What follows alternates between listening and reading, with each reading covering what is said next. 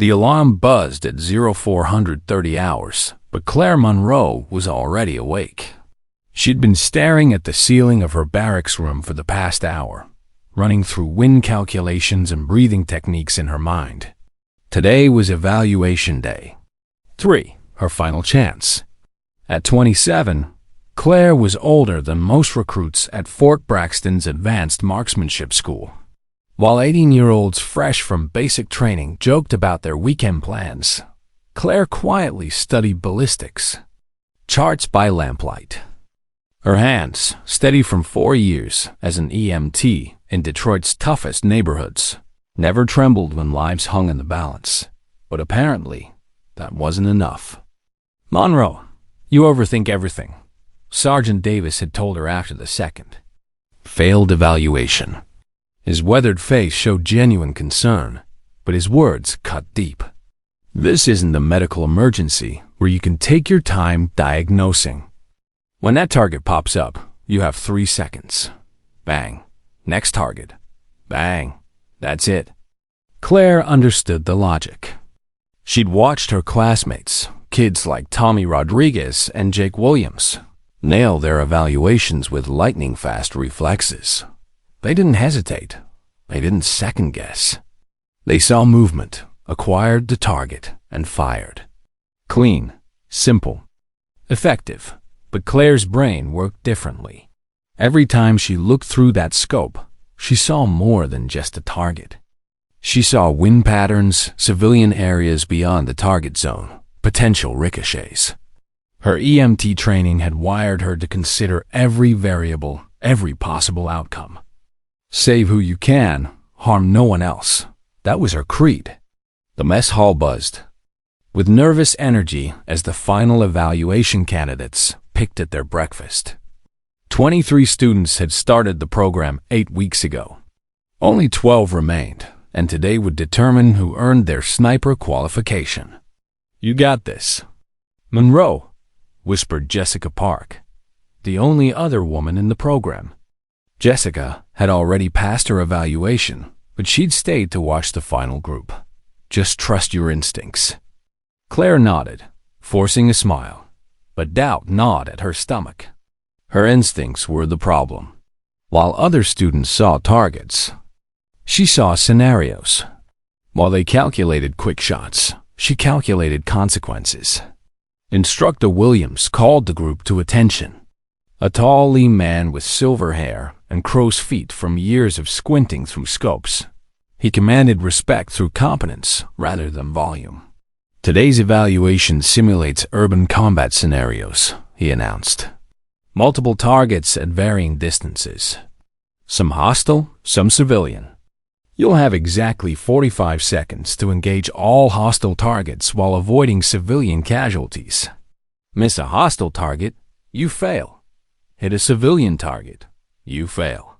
Take longer than 45 seconds, you fail." Claire's mouth went dry. Urban scenarios meant split-second decisions about who lived and who died. It meant distinguishing between a mother carrying groceries and a terrorist carrying explosives in milliseconds. It meant everything she'd struggled with for 8 weeks. The first candidate, Tommy Rodriguez, stepped up to the firing line. Claire watched through binoculars as targets popped up across the range, some marked with red, hostile, others with blue, civilian. Tommy moved like a machine, methodically engaging each red target in sequence. 42 seconds passed. One by one, her classmates took their turns. Some passed cleanly. Others failed spectacularly, hitting civilian targets or running out of time.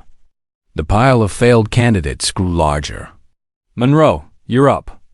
Claire approached the firing line, her borrowed M40 rifle feeling heavier than usual. She'd requested the same rifle for all her training sessions. Familiarity bred accuracy. But today, even her trusted weapon felt foreign in her hands.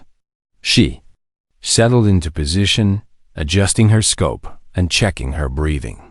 Through the lens, she could see the empty range stretching out 800 meters. Somewhere out there, Targets waited to test everything she'd learned. Scenario begins in 3... 2... 1... execute. The first target popped up at 300 meters. Red silhouette, clearly hostile. Claire's crosshairs found it instantly, but she paused. Was that a civilian figure behind it? She adjusted her angle slightly, verified her backdrop, then fired. Clean. Hit, but precious seconds had elapsed. More targets appeared in rapid succession. A blue civilian target at 450 meters. She skipped it correctly. A red hostile at 600 meters, partially obscured by cover. She took the shot, hitting center mass. But she was moving too slowly, too carefully. 30 seconds in, she'd only engaged 4 of 7 hostile targets. Time was slipping away like sand through her fingers.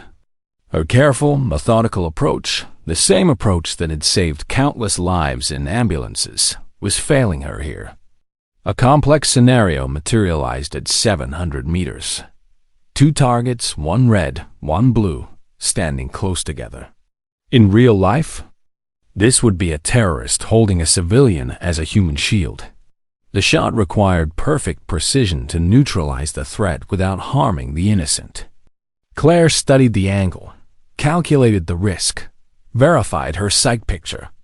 This was exactly the kind of shot that separated real snipers from range shooters. She controlled her breathing, found her natural respiratory pause, and squeezed the trigger with surgical precision. The bullet struck the red target perfectly, passing within inches of the blue civilian target. In combat, she would have saved an innocent life while stopping a threat. But the shot had taken 8 seconds, 8 precious seconds she didn't have. Time! Cease fire! Claire's heart sank. She'd engaged 6 of 7 hostile targets with perfect accuracy, avoided all civilian casualties, and made one of the most difficult shots in the evaluation. But she'd needed 52 seconds to do it. Instructor Williams approached with his clipboard, his expression unreadable. "Monroe, that was textbook marksmanship. Your precision is outstanding, and that 700-meter shot was exceptional." He paused, and Claire knew what was coming. But this is a timed evaluation. 7 seconds over the limit is an automatic failure. The words hit her like a physical blow. Around her, successful candidates were celebrating, slapping each other on the back, making plans for their graduation ceremony. Claire just stood there, holding her rifle, trying to process the fact that her military dream was over. "You're not built for this, Monroe," Williams said quietly, not unkindly. "Your heart's in the right place, but this job requires different instincts. Some people are born to think fast and shoot faster. Others—" He gestured toward the medical tent where base medics were treating training injuries. "Others are born to save lives in different ways." That evening, while her former classmates celebrated at the base bar, Claire sat alone on a hill overlooking the training ranges. The Missouri countryside stretched out before her, peaceful in the fading daylight. Tomorrow, she'd pack her gear and return to civilian life. Maybe go back to Emma's work, maybe find something else entirely. She'd failed 3 times.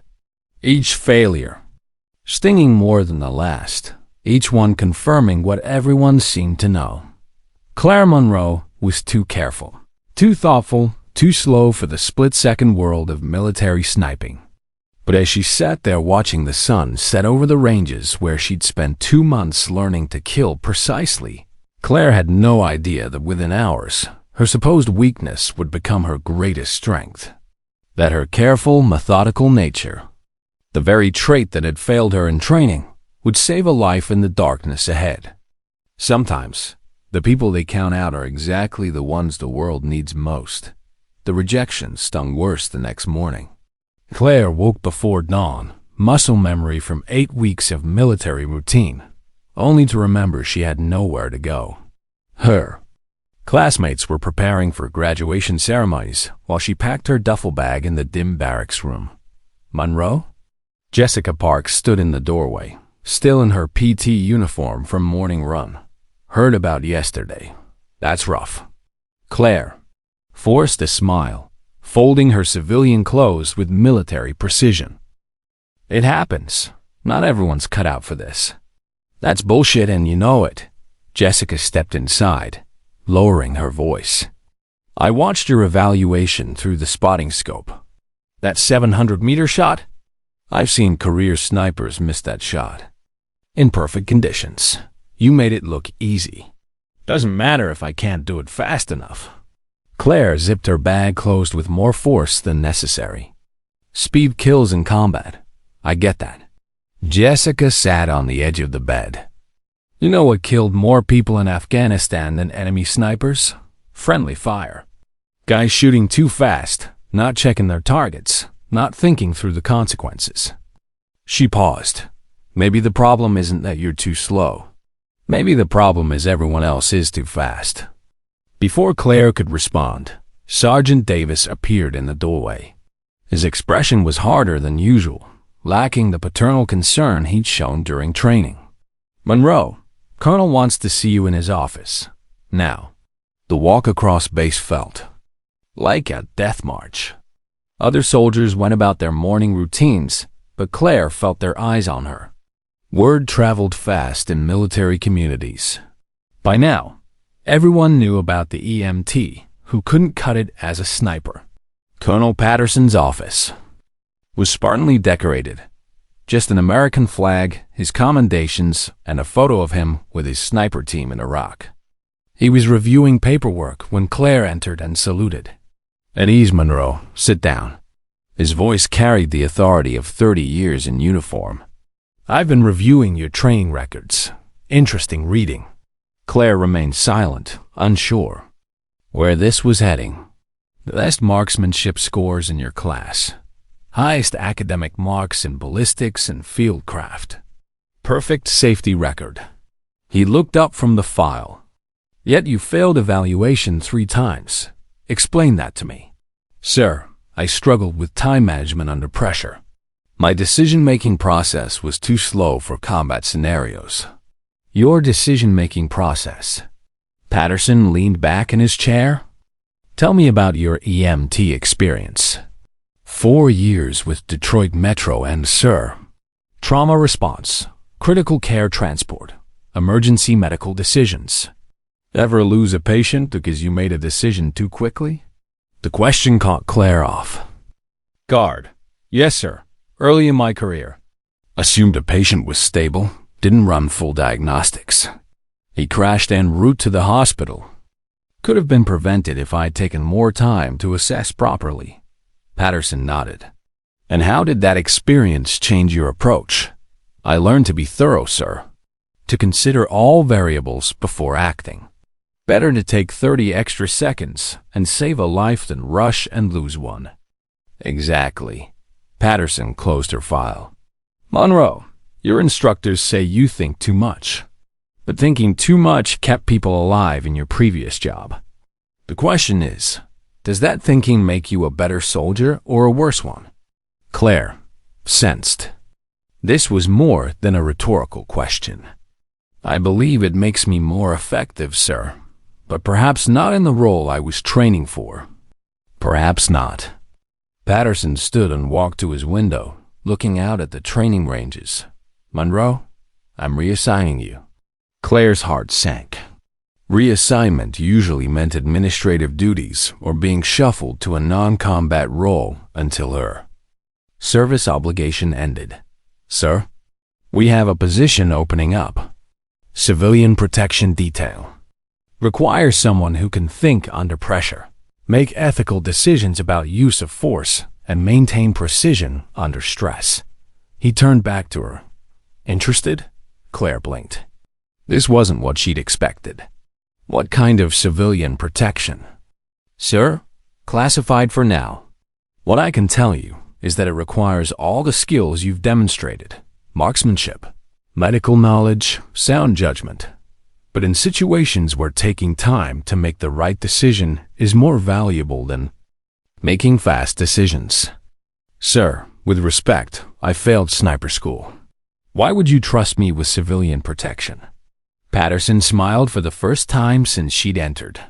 Monroe, in 20 years of reviewing training records, I've never seen someone hit a 700-meter precision shot while under time pressure and then beat themselves up for taking too long to do it perfectly. Most soldiers would have taken the shot at 500 meters and hoped for the best. He pulled out a new set of orders. Report to Building 7 at 0800 tomorrow. You'll be briefed on your new assignment. And Monroe? He handed her the papers. Stop thinking of precision as a weakness. In the right situation, it's exactly what saves lives. Walking back to the barracks, Claire felt a mixture of relief and uncertainty. She wasn't being kicked out, but she also wasn't getting what she'd come here for. Jessica was waiting by her bunk, having clearly lingered to hear the outcome. So, court-martial or medal? Neither. Reassignment. Claire showed her the orders. Civilian protection detail, whatever that means. Jessica read the papers, her eyebrows rising. Building 7? That's special operations territory. Claire, this isn't a consolation prize. This is big. Or, it's a way to keep the failed sniper busy until my enlistment ends. Would Colonel Patterson waste his time on busy work? Jessica shook her head. Trust me, something's happening. Something that requires exactly your skill set. That night, Claire lay awake thinking about the Colonel's words. Stop thinking of precision as a weakness. For 2 months, she tried to reshape herself into something she wasn't. A fast, instinctive shooter who could eliminate targets without hesitation. But what if the military needed people who hesitated for the right reasons? Who took time to make sure they were shooting the right person for the right reasons? Outside her window, she could hear the night sounds of the base. Distant radio. Chatter, the hum of generators, the occasional vehicle passing by. Somewhere in that darkness, her former classmates were probably celebrating their graduation, looking forward to assignments that would put their new skills to use. Claire had no idea that in less than 24 hours, all her careful training, all her supposed weaknesses, would be put to the ultimate test. That she would face a situation where thinking too much and caring too deeply would make the difference between life and death. Sometimes failure is just preparation for the moment, when everything matters most. Building 7 looked like every other nondescript military structure on base. Concrete walls, small windows, and a guard station that seemed more serious than most. Claire arrived at 0755, her new orders crisp in her hand. The guard, a stern-faced corporal named Roberts, examined her paperwork with unusual thoroughness. First day with Special Operations Civilian Protection Unit? Yes, Corporal. Word of advice? Keep your mouth shut and your eyes open. SOCPU isn't like regular Army. He buzzed her through the first security door. They do things differently. Here, the briefing room was smaller than expected, with just 6 chairs arranged around a conference table. 3 were occupied. A woman in civilian clothes who looked to be in her 40s, a man in Army fatigues with captain's bars, and another woman in what appeared to be federal agent attire. Monroe, I presume? The civilian woman stood and extended her hand. Dr. Elizabeth Hayes, SOCPU Psychological Operations. This is Captain Marcus Webb, Operations Commander, and Agent Lisa Park, FBI Liaison. Claire shook hands, noting the firm grips and assessing looks. These people were evaluating her from the moment she walked in. Sit down, Monroe. Captain Webb's voice carried the clipped authority of Special Operations. We're going to brief you on your assignment, but first, we need to understand why you're here. Sir, I was told there was an opening in civilian protection that matched my skill set. You were told correctly. Dr. Hayes opened a thick folder. Your MD background, combined with advanced marksmanship training, makes you uniquely qualified for a specific type of operation. Agent Park leaned forward. Monroe, what do you know about hostage rescue operations? The question surprised Claire. Basic principles from combat training, ma'am. Neutralize threats, protect civilians, minimize collateral damage. Textbook. Answer. Captain Webb's tone suggested he'd expected more. But real hostage situations aren't textbook. They're messy, complicated, and usually someone dies. Our job is to make sure it's the right someone. Dr. Hayes slid a photograph across the table. It showed a young girl, maybe 8 years old, with dark hair and scared eyes. This is Maria Santos. 3 days ago, she was taken from her foster home by her biological father, who's wanted for drug trafficking and domestic violence. Local police? Claire asked. Overwhelmed. The father, Carlos Santos, is smart, desperate, and armed. He's been moving her around rural areas, staying ahead of law enforcement. Agent Park pulled out a map marked with red circles. We've tracked him to this general area, but conventional law enforcement tactics aren't working. Captain Webb stood and moved to a wall-mounted display. This is where SOCPU comes in. We specialize in situations where civilian safety is the primary concern, where standard tactical approaches might get innocent people killed.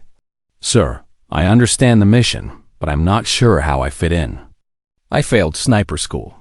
You failed because you think too much. Dr. Hayes smiled.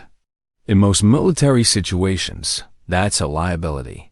In hostage rescue, it's exactly what we need.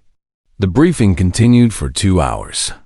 SOCPU, Claire learned, was a joint military-civilian unit that handled cases requiring both tactical precision and humanitarian consideration. They took on situations too complex for standard SWAT teams, but too sensitive for full military intervention. Your first assignment is overwatch, Captain Webb explained. If we locate Santos and the girl, you'll provide precision fire support from a distance. But here's the crucial part. You'll be authorized to make independent decisions about when and if to shoot. Claire felt her stomach tighten. Independent decision, sir? That's right. No one on the radio telling you to take the shot. No countdown timers.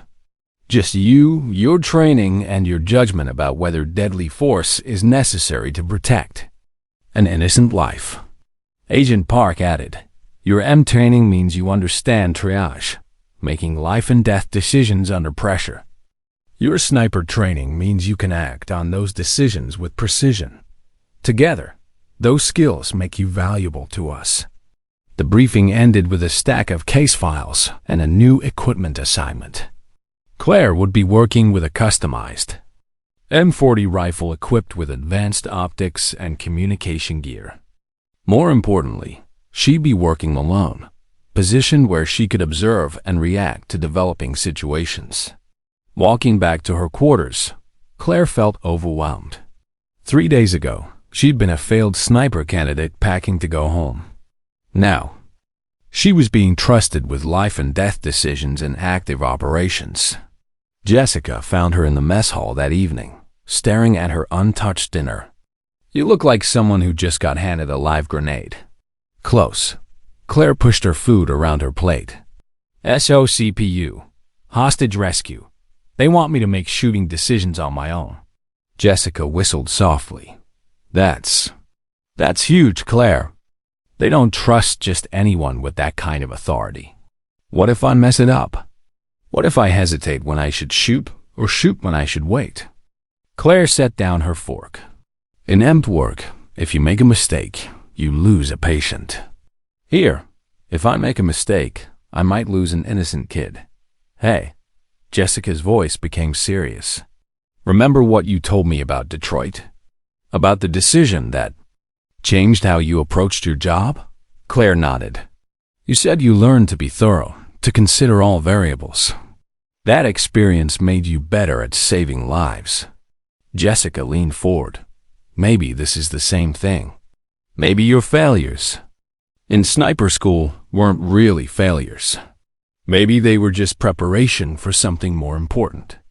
That night, Claire cleaned her new rifle with methodical care. Each component was inspected, tested, and reassembled to perfect specification. The weapon was similar to what she'd trained with, but the weight of responsibility made it feel entirely different. Her phone buzzed with a text message from an unknown number. Deployment briefing 0600 tomorrow. Santos located. Operation is a go. Webb. Claire stared at the message, her heart rate increasing. Tomorrow, all her training, all her supposed weaknesses, all her careful decision-making would be tested in the real world. A little girl's life would depend on her ability to think clearly under pressure, to make the right choice when everything was on the line. She thought about Dr. Hayes' words. In most military situations, thinking too much is a liability. In hostage rescue, it's exactly what we need. Maybe, Claire thought as she prepared for what might be the most important day of her life. Failing sniper school hadn't been about not being good enough. Maybe it had been about being prepared for something entirely different, something that required not just the ability to shoot precisely, but the wisdom to know when precision mattered most. Outside her window, the Missouri countryside was peaceful under a clear night sky. But somewhere in that darkness, a scared little girl was waiting for someone to bring her home safely. Tomorrow that someone might be her. The briefing at 0600 was different from the day before. The casual assessment atmosphere was gone, replaced by the sharp focus of an active operation. Captain Webb stood before a detailed map of rural Missouri, marking positions with military precision. Santos was spotted at an abandoned farmhouse complex 12 miles northeast of base. Local law enforcement has the area cordoned off, but they're maintaining distance on our recommendation. Webb pointed to aerial photographs. The target has Maria in the main house. He's armed, agitated, and has already fired warning shots at approaching vehicles. Dr. Hayes added crucial details. Santos called local police an hour ago. He's demanding safe passage to Mexico and threatening to harm Maria if his demands aren't met. Psychological profile suggests he's becoming increasingly unstable. Claire studied the photographs. The farmhouse sat in a clearing surrounded by dense woods with limited approach routes. Perfect terrain for a sniper, but also perfect for someone wanting to see threats coming from any direction. Monroe, your position will be here. Captain Webb indicated a wooded ridge 400 meters from the target building. Clear line of sight to all windows and exit points. Communications will be continuous, but remember, you have authorization to engage without permission if Maria's life is in immediate danger. Agent Park handed her a communication headset. Local FBI negotiator is en route. Our job is to give her every possible chance to resolve this peacefully. But if talking fails ... double quotes. I understand, ma'am. The drive to the operations site took 30 minutes through winding country roads. Claire rode in the passenger seat of Captain Webb's vehicle, her rifle secured in the back seat, her mind running through scenarios. 400 meters, wind conditions, multiple entry points to observe. A scared child whose life might depend on her decision-making. At the command post, a cluster of vehicles hidden in the tree line, Claire met the rest of the team. Detective Ryan Murphy from local police, FBI negotiator Jennifer Lewis, and a communications specialist who would maintain contact with all team members. Monroe, how are you feeling? Dr. Hayes pulled her aside while the others coordinated equipment. Nervous, ma'am. This is very different from training scenarios. It should be. The moment you stop being nervous about taking a life is the moment you shouldn't be trusted with this responsibility. Hayes adjusted Claire's communication gear. Remember, your job isn't to be a killer. It's to be a protector. Sometimes those require the same action, but the mindset is completely different. The hike to Claire's overwatch position took 15 minutes through dense Missouri woodland. Captain Webb accompanied her, helping identify the best shooting positions and escape routes if the situation went bad. This ridge gives you elevation and multiple sight lines, Webb explained as they settled behind a fallen tree that provided natural cover. Range to target is 380 meters from here, 420 from the alternate position. Claire set up her rifle, adjusting the scope and testing her sight picture. Through the powerful optics, she could see the farmhouse clearly, white. Clapboard siding, front porch, several windows facing her direction. It looked peaceful, almost idyllic, except for the police cars visible in the distance and the knowledge that somewhere inside, a terrified child was being held by a desperate man. Overwatch in position, Claire reported through her headset. Copy, Overwatch. Negotiator is moving to position now. For the next hour, Claire watched and listened as FBI negotiator Lewis attempted to establish communication with Santos. The conversations, transmitted through her earpiece, revealed that man losing control. I'm not going to prison, Santos shouted during one exchange. They'll never take me alive, and if they try, the girl pays for it. Carlos, nobody wants anyone to get hurt, Lewis responded calmly. Let's talk about what you need. But first, I need to know Maria is okay. Through her scope, Claire occasionally caught glimpses of movement in the farmhouse windows. Once, she saw a small figure, Maria, pressed against the window for just a moment before being pulled away. The girl looked unharmed, but clearly frightened. Overwatch. Do you have visual on the target? Negative on primary target. I've seen the girl briefly. She appears unharmed but distressed.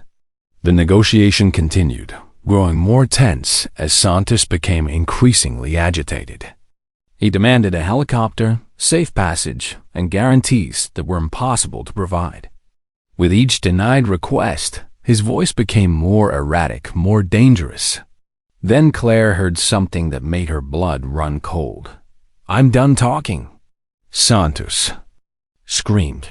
You have 10 minutes to get me what I want, or I'm going to show you how serious I am. The radio crackled with urgent communication between team members. Everyone understood the implication. Santos was preparing to harm Maria to prove his resolve. All units, prepare for possible tactical intervention. Captain Webb's voice cut through the chatter. Overwatch, maintain observation, and report any changes. Claire adjusted her position, checking her sight lines to every window and door. Her breathing was steady, her hands calm, but her mind raced through possibilities. 400 meters. Light crosswind from the southwest. Multiple potential shooting positions if Santos appeared with Maria. But which position would give her the clearest shot if he used the girl as a human shield? Which angle would minimize risk to Maria while ensuring Santos couldn't escape to harm her further? These were the calculations her instructors had called overthinking. In sniper school, they were considered weaknesses that slowed her down. Here, they might be the only thing that saved an innocent life. Movement in the house, Claire reported. I can see a shadow moving between rooms. Appears to be pacing. Copy. Overwatch. Negotiator is attempting to re-establish contact. Through her earpiece, Claire heard Lewis trying to reach Santos, but he wasn't responding to radio calls. The 10-minute deadline he'd set was ticking away, and with each passing minute, the situation became more volatile. At minute 8, Claire saw him. Carlos Santos appeared in the front window, clearly visible through her scope. He was holding something in his hand, a gun, and gesturing wildly as he shouted at someone inside the house. Someone Claire couldn't see but knew had to be Maria. I have visual on primary target, Claire reported, her voice steady despite her racing heart. Armed, agitated, in front window of main house. Copy. Overwatch. Maintain observation. 2. Not engage unless imminent threat to civilian. Claire's crosshairs centered on Santa's chest. At this range, with her rifle and training, it would be an easy shot. But was it necessary? Was it justified? Was there another way? Her M training kicked in. Assess the situation. Consider all options. Choose the course of action that saves the most lives with the least harm. Santos was armed and had threatened to kill Maria, but he hadn't actually harmed her yet. Taking his life now might prevent future harm, but it would also eliminate any chance of peaceful resolution. Claire maintained her sight picture, but held her fire. Not yet. Not until she was certain it was the only way to save Maria. But as she watched Santos pace and shout in the window, she prepared for the possibility that her next decision might be the most important shot of her life, the shot that would define whether her careful, methodical nature was truly a strength or a fatal weakness. Through her scope, she watched and waited, ready to act the moment Maria's life hung in the balance. The 10-minute deadline passed in agonizing silence. Claire maintained her sight picture, watching Santos move erratically through the farmhouse. Her finger rested beside the trigger guard, ready, but not yet committed to the irreversible decision. Overwatch report status. Captain Webb's voice crackled through her earpiece. Target remains in visual range. Pacing between rooms, still. Armed. No clear sight of the civilian. What Claire didn't report was the growing dread in her stomach. Santos had stopped responding to negotiator Lewis entirely. His movements were becoming more agitated, more unpredictable. Through her scope, she could see him gesturing wildly, apparently shouting at someone, Maria, who remained out of sight. All units, be advised. Dr. Hayes' voice joined the communication loop. Psychological assessment suggests target is entering crisis phase. Increased likelihood of violence against hostage to assert control. Claire adjusted her breathing, finding the calm center that had carried her through countless medical emergencies. In Detroit, she'd learned to function in chaos, to think clearly when everyone around her was panicking. That same skill was needed now. Overwatch. New intelligence indicates target may attempt to move the civilian, Agent Park reported. If he brings her outside, you'll have your clearest shot opportunity. Understood. Claire's response was calm, professional, but her heart was pounding. If Santos brought Maria outside, she would have seconds to make a decision that could save or doom an innocent child. Through her scope, she watched Santos disappear from the front window. For several minutes, there was no movement visible from her position. The silence on the radio suggested everyone was holding their breath, waiting for the next development. Then Claire saw movement at the back of the house, a door opening. Santos emerged first, looking around frantically, his weapon clearly visible. Behind him, barely visible from Claire's angle, was a small figure. Movement at rear of structure, Claire reported. Target is outside with what appears to be the civilian. Copy. Overwatch. Maintain observation. Claire shifted position slightly to get a better view of the back area. The new angle was more challenging to 440 meters instead of 380, with tree branches partially obstructing her sightline. But it gave her a clearer view of both Santos and Maria. What she saw made her blood run cold.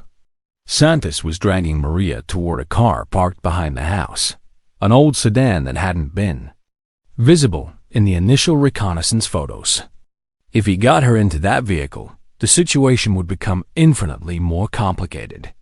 A mobile hostage situation through rural Missouri could end in disaster. Target is moving toward a vehicle with the civilian, Claire reported urgently. If he gets mobile, we lose containment. All units, prepare for intervention, Captain Webb commanded. Ground team, move to intercept. But Claire could see what the ground team couldn't from their position. Santos was moving fast, and Maria was struggling, slowing him down but also putting herself in danger. He was yanking her roughly, and through her scope Claire could see the little girl stumbling, trying to keep up. Ground team won't reach them in time, Claire assessed. Target will be mobile in less than 60 seconds. This was the moment Claire had trained for without knowing it. All those failed evaluations, all that criticism about thinking too much, all those scenarios where she'd hesitated to shoot, they had been preparation for exactly this situation. A situation where the right decision mattered more than a fast decision. Santos reached the car and fumbled with the keys, his weapon still in his other hand. Maria stood beside him, crying, clearly terrified. Claire's crosshairs centered on Santos' torso, a clean shot with minimal risk to Maria. But something held her back. Through her scope, she could see Maria's face clearly for the first time. The little girl wasn't just scared. She was looking directly at Santos, talking to him. Claire couldn't hear the words, but the body language suggested Maria wasn't just a victim. She was trying to communicate with her captor. "What's your assessment, Overwatch?" Dr. Hayes' voice was tense but controlled. Claire watched the interaction below. Santos had stopped fumbling with the keys and was looking down at Maria. His posture had changed, less aggressive, more uncertain. The little girl was still talking to him, her hands moving expressively. Target has paused. Civilian appears to be engaging him in conversation. "Can you take the shot?" Claire's crosshairs were perfectly aligned. Range was confirmed. Wind correction calculated. Backdrop was clear. It would be a textbook shot, exactly what she trained for. But her M10 instincts were screaming caution. In medical emergencies, sometimes the best intervention was no intervention. Sometimes letting a situation develop naturally produced better outcomes than rushing to act. "I have the shot," Claire reported. But the civilian appears to be de-escalating the situation. "Recommend continued observation." There was a pause on the radio. Claire knew she was taking a risk. If Santos suddenly became violent, she might not have time to react. But her training, her experience, her careful nature were all telling her the same thing. Wait. Copy, Overwatch. Maintain readiness but hold fire unless imminent threat develops. Through her scope, Claire watched Maria continue talking to Santos. The little girl's posture was changing too. Less cowering, more confident.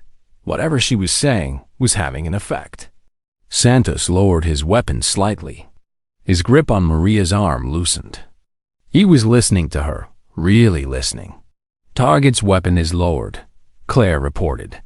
Physical contact with civilian has decreased. She appears to be calming him down. "Ground team, hold position," Captain Webb ordered. "Let the situation develop." Claire maintained her sight picture but felt a growing sense of hope. This 8-year-old girl was doing what trained negotiators hadn't been able to accomplish. She was reaching the human being inside the desperate criminal. It was a reminder that sometimes the most important victories weren't won through superior firepower or tactical precision. Sometimes they were won through connection, understanding, and the simple courage of a child who refused to give up on the person who was supposed to protect her. But Claire kept her rifle trained on Santos, ready to act the instant Maria's faith in human nature proved to be misplaced. Because while hope was important, protecting the innocent was everything. Maria's voice carried across the 440 meters, too distant for Claire to make out words, but clear enough to understand the tone. Calm, pleading, somehow wise beyond her 8 years. Through her scope, Claire watched Santos' body language continue to change. His shoulders sagged. The weapon in his hand dropped further. "Target is responding to civilian communication," Claire reported quietly. Weapon lowered, defensive posture decreasing. But even as hope grew, Claire's training kept her alert for danger signs. Santos was unpredictable, cornered, and armed. The situation could turn violent in an instant. Her crosshairs remained centered on his torso, ready for the shot that might still be necessary. "Overwatch, ground team is in position to move if needed," Captain Webb's voice was tense with controlled anticipation. "Continue observation." Then Claire saw something that changed everything.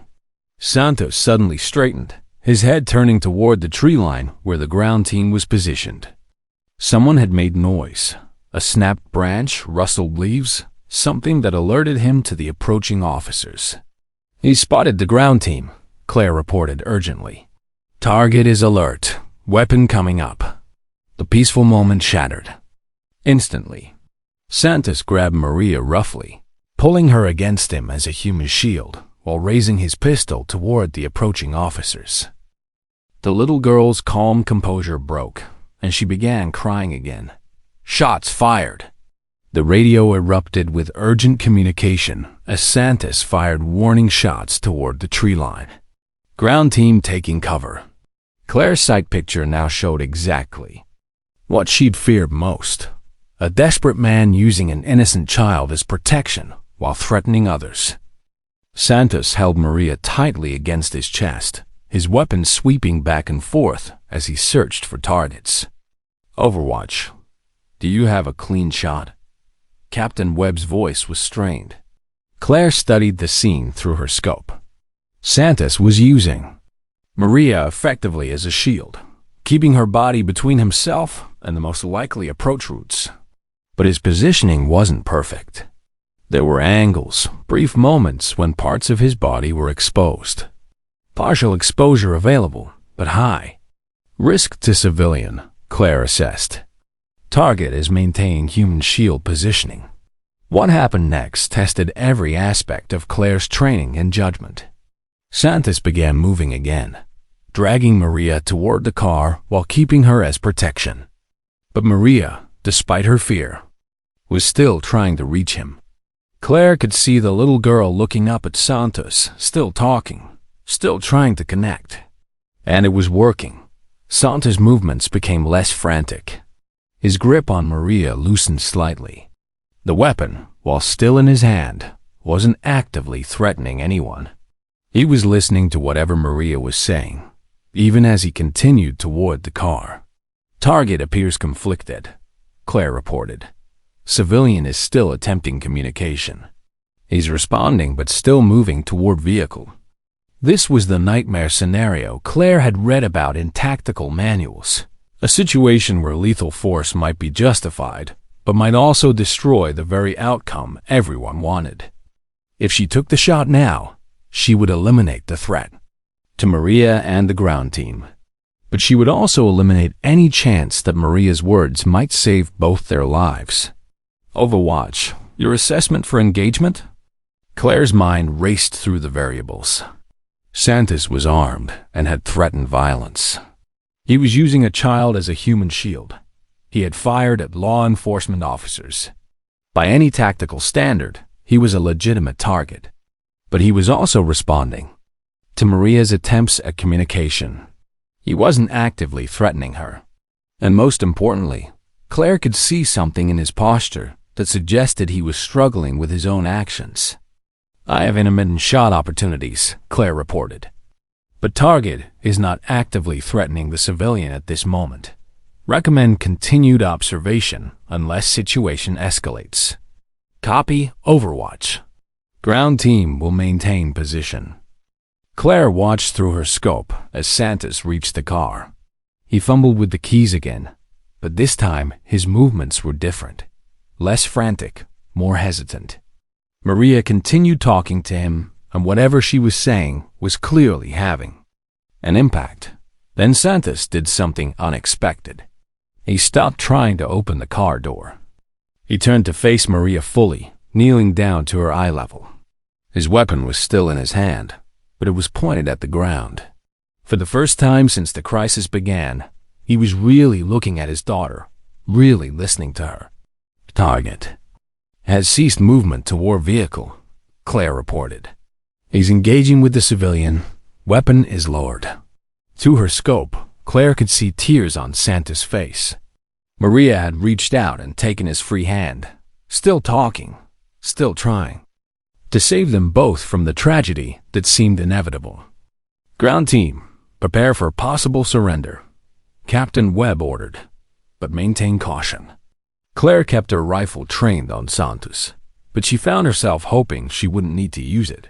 This little girl was accomplishing what trained negotiators, tactical teams, and psychological pressure couldn't do. She was reminding a desperate man that he was still a father, still capable of making the right choice. The moment stretched out, suspended between hope and disaster, with Claire's finger resting beside the trigger guard, ready to act if love wasn't enough to overcome desperation. The standoff lasted exactly 47 seconds, though to Claire it felt like hours. Through her scope, she watched Santos kneel before Maria, his weapon lowered but still present, tears streaming down his face as his 8-year-old daughter spoke words that could save or doom them both. Then everything went wrong at once. A helicopter appeared on the horizon. Media, not law enforcement, but Santos didn't know that. The sound of rotor blades triggered his paranoia. He sprang to his feet, weapon rising. Maria pressed against him once again. "He's reacting to the helicopter," Claire reported urgently. "Weapon up, civilian back in shield position." Santos began shouting, his brief moment of calm shattered by the perceived threat. He fired 2 shots toward the approaching helicopter, then turned his weapon toward the tree line where he knew law enforcement was positioned. "Target is engaging multiple perceived threats," Claire called out. "He's losing control." Through her scope, Claire could see Maria's terrified face as her father's momentary return to sanity dissolved into panic. The little girl was no longer trying to calm him. She was simply trying to survive the chaos around her. Santos dragged Maria behind the car, using the vehicle as cover while keeping her as a human shield. His movements were erratic, desperate, and increasingly dangerous. The weapon in his hand swept back and forth as he searched for threats that seemed to be everywhere. "Ground team, he's got cover behind the vehicle." Captain Webb's voice was tight. "Overwatch, what's your visibility?" Claire shifted position slightly, seeking a better angle. From her elevated position, she could see over the car's roof, but Santos was using the engine block as protection while keeping Maria positioned to block any clear shot. "Partial visual, no clean engagement opportunity," Claire reported. "Target is using vehicle and civilian for maximum protection."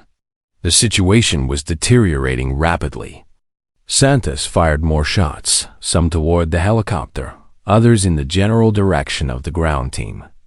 He was no longer responding to any attempts at communication, just reacting to perceived threats with increasing violence. Then Claire saw the moment that changed everything. Santos, in his panic, had positioned himself slightly too far to one side of the car. For just a few seconds, as he turned to track the helicopter's movement, his shoulder and part of his torso were exposed, beyond Maria's small frame. It was the shot Claire had been waiting for, difficult but possible. A precision shot that could end the threat while keeping Maria safe. But as she centered her crosshairs on the exposed area, Santos moved again, pulling Maria closer, eliminating the opportunity. "Brief engagement window now closed," Claire reported, her voice steady despite her racing heart. The radio crackled with urgent communication. The ground team was preparing to move, but Santos' position behind the car made approach extremely dangerous. The helicopter was circling closer, adding to the chaos and Santos' paranoia. Then Santos made the decision that forced Claire's hand. He pressed his weapon against Maria's head. "I'll kill her!" Santos screamed loud enough for Claire to hear at 440 meters. "I'll kill her if anyone comes closer." The direct threat to Maria's life changed everything.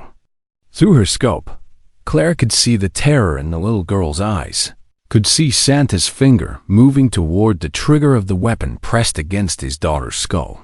"Target has weapon on civilian," Claire reported, her voice calm. Despite the horror of what she was seeing, imminent threat to innocent life. "Overwatch, you are authorized to engage." Captain Webb's voice carried the weight of command and necessity. "Repeat. You are authorized to engage to protect civilian life." Claire's training took over. All the scenarios, all the practice, all the criticism about thinking too much crystallized into this single moment. She had to think fast enough to save Maria's life, but carefully enough to ensure she didn't take it in the process. Santos was still using Maria as a shield, but his emotional state had made him careless. The weapon pressed against Maria's head had forced him to twist his body awkwardly, exposing his right side. Claire's crosshairs found the target zone, a small area of Santos' torso that was clear of Maria's position. It was a difficult shot, made more challenging by Santos' movement and the precision required to avoid hitting the child. But this was exactly what Claire had trained for without knowing it. All those failed evaluations where she'd taken too long to verify her shot. All that criticism about overthinking. It had prepared her for this moment when taking time to be absolutely certain was the difference between saving a life and destroying one. Claire controlled her breathing, found her natural respiratory pause, and verified her sight picture one final time. Santos was still moving, but his pattern was becoming predictable. She would have a window, maybe 2 seconds, when her shot would be clear. "Taking the shot," Claire announced calmly. Her finger moved to the trigger. Everything she'd learned, everything she'd practiced, everything she'd been criticized for converged into this single moment of absolute precision. The rifle fired. At 440 meters, the bullet traveled for just over half a second. In that time, Claire held her breath, watching through her scope as the shot she'd calculated, verified, and delivered with surgical precision found its target. Santos dropped instantly, the weapon falling from his hand as he collapsed behind the car. Maria stumbled forward, free from his grip, crying but alive and unhurt. "Target down," Claire reported, her voice steady despite the magnitude of what had just happened. "Civilian is safe and mobile." The ground team moved immediately, securing the area and reaching Maria within seconds. Agent Park scooped up the little girl, carrying her away from the scene while paramedics rushed to check on Santos. Through her scope, Claire watched it all with a mixture of relief and somber understanding. She had taken a life to save a life. Her careful, methodical nature, the trait that had failed her in sniper school, had made the difference between a successful rescue and a tragedy. As the helicopter landed and more emergency vehicles arrived, Claire remained in position, providing overwatch until the scene was completely secure. Only when Captain Webb gave the all-clear did she finally lower her rifle and begin the long walk back to the command post. She had passed her most important evaluation, not on a training range with artificial targets and time limits, but in the real world where thinking too much and caring too deeply had saved an innocent life. The debriefing took place in the same conference room where Claire had received her first SOCPU assignment, but the atmosphere was completely different. Instead of assessment and uncertainty, there was quiet respect and professional recognition. The shot was textbook precision, Captain Webb reported to the assembled group. 440 meters, crosswind conditions, mobile target using hewn shield. Civilian unharmed, threat neutralized with minimal force. Dr. Hayes leaned forward in her chair. "Monroe, walk us through your decision-making process during the critical moments." Claire had been dreading this question, worried that her careful approach might be criticized even after a successful outcome. When Santos put the weapon to Maria's head, I knew intervention was necessary, but I waited for the optimal shot window rather than taking the first available opportunity. "How long did you wait?" "Approximately 8 seconds from threat identification to engagement." Agent Park raised an eyebrow. 8 seconds is an eternity in a hostage situation. What made you confident you had that much time? Santos' positioning and movement pattern, Claire explained. He was agitated, but not actively pressing the trigger. His body language suggested he was making threats rather than preparing for immediate execution. I assessed that the risk of waiting for a cleaner shot was lower than the risk of attempting a more difficult shot immediately. Captain Webb nodded approvingly. That's exactly the kind of judgment we need in SOCPU operations. Standard tactical. Doctrine would have demanded immediate engagement. Your medical background gave you the insight to read the situation more carefully. The formal debriefing continued for another hour, covering every aspect of the operation. Claire's actions were analyzed, her decisions reviewed, her performance evaluated. The conclusion was unanimous. She had performed exceptionally under extreme pressure. But the meeting that mattered most came later, when Dr. Hayes asked to speak with Claire privately. "How are you handling this?" Hayes asked once they were alone. Taking a life is never easy, even when it's justified. Claire had been thinking about that question since the moment she'd pulled the trigger. "I keep thinking about Maria's face when she realized she was safe. Santos made his choice when he threatened an innocent child. I just made sure his choice didn't destroy her life too. That's a healthy way to process it. But don't hesitate to talk to someone if you need to. SOCPU has counselors who specialize in helping operators deal with the psychological impact of their work." 3 weeks later, Claire received a letter that would stay with her forever. It was written in a child's careful handwriting, with several words clearly corrected and rewritten. "Dear Miss Claire, my name is Maria Santos. Agent Park told me you were the person who saved me from my daddy. I know he was sick and scared, and that made him do bad things. I tried to help him remember that he loved me, but he forgot because he was too scared.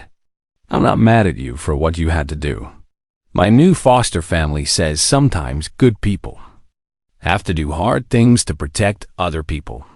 They say you're a hero, but I think you're more like a guardian angel because you were watching over me from far away. I hope you're not sad about what happened. I'm safe now, and I'm going to become a doctor so I can help sick people like my daddy was sick. Maybe if I learn enough, I can help people before they get so scared they forget how to love. Thank you for keeping me safe. Love, Maria P.S. My foster mom helped me spell some of the hard words." Claire read the letter 3 times before carefully folding it and placing it in her desk drawer. She would keep it forever, a reminder that precision and careful judgment weren't weaknesses. They were exactly what the world needed from people entrusted with the power to take or preserve life. 6 months later, Claire was promoted to senior instructor for SOCPU's training program. Her job was to teach other soldiers the same skills that had failed her in traditional sniper school but saved Maria's life in the real world. How to think carefully under pressure. How to read situations beyond the obvious. How to use deadly force with wisdom rather than just speed. Her classroom didn't have motivational posters or aggressive slogans. Instead, it had a simple framed photo. Maria Santos smiling in her new school uniform, safe and thriving with her foster family. Below the photo was a small plaque with Claire's teaching philosophy. Precision isn't just about hitting your target. It's about knowing when the target needs to be hit. On quiet evenings at the base, Claire would sometimes walk the same hill where she'd sat after failing sniper school, reflecting on how failure had led to purpose. She thought about Jessica's words that night. Maybe your failures weren't really failures. Maybe they were just preparation for something more important. Her instructors had been right about one thing. She wasn't built for traditional military sniping. She was built for something harder, making life and death decisions with care, wisdom, and the understanding that every shot fired should protect rather than simply destroy. Claire Monroe had failed sniper school 3 times because she thought too much.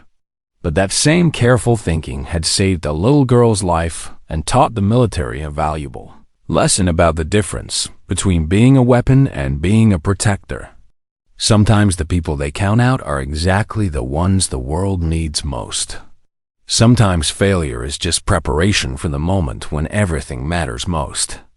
And sometimes the shot that saves a life is worth more than 100 shots that simply hit their targets. Maria was safe. Claire had found her purpose. And somewhere in rural Missouri, a little girl was growing up to become a doctor, inspired by the guardian angel who had watched over her from 440 meters away and made the hardest decision at exactly the right moment. The end. If you enjoyed this story, don't forget to hit the subscribe button and become a part of our everyday life. Stories community, where are you watching from? Drop a comment below. We love hearing from our amazing viewers around the world.